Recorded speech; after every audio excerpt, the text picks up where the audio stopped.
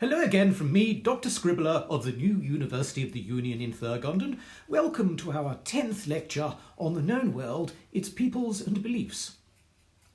In our brief excursion through the earliest times, we have looked at the creation of the world by Scythos, the Primordial Jungle, the birth of the sun, and the world-shattering wars between the elder races that followed the first dawn.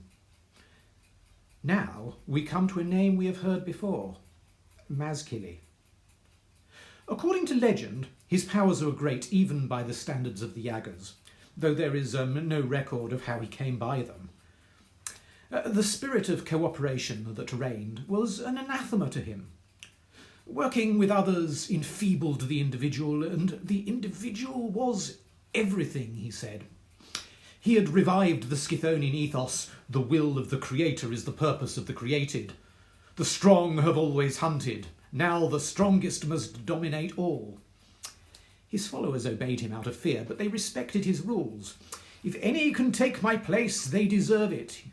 No one did. Raising his standards somewhere in the east, Mazkili gathered about him a huge army, and with it he swept away the civilisations of Mankind and Elves, replacing them with his own version of the Primordial Jungle. He marched against the last bastion of co-operative principles, the remnant of the Acheronian race, and annihilated them.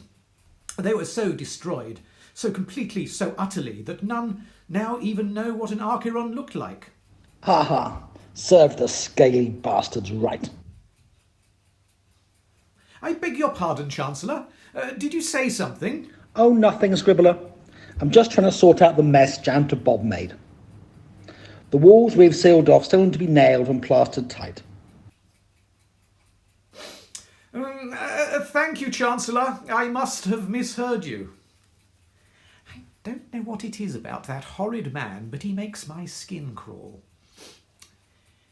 Anyway, to continue. After crushing the fabled Acherons, Mazkili was supreme, but there was one last obstacle, one foe he could not overcome. Death itself. As he weakened with age, Mazkili sent his strongest servant and right-hand man, Daktai, to search for the secret of eternal life. He never returned.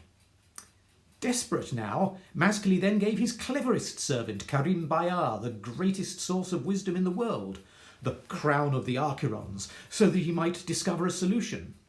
But Karim Bayar fled with the crown, abandoning his master. So, in time, Mazkili died, though there is no record of how or where. And with his fall, the world fell too, plunged into chaos as the Scithonians warred for dominance.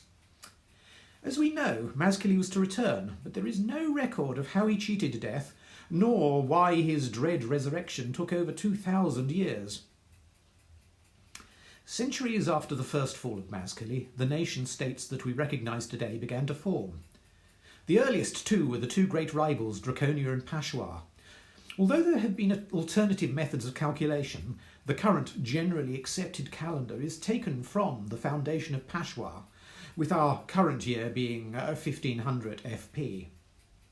So to summarise our survey of antiquity, the world was created by Scythos, the god of ego and self, as a primordial jungle of competition under the light of 5 moons.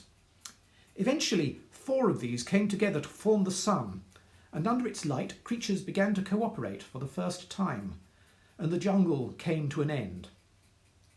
In the earliest days following the first dawn, the Yagas, who treated humans as slaves and food, warred against the Acherons, who allied with humans and elves to defeat them. The Yagas won, but were greatly diminished.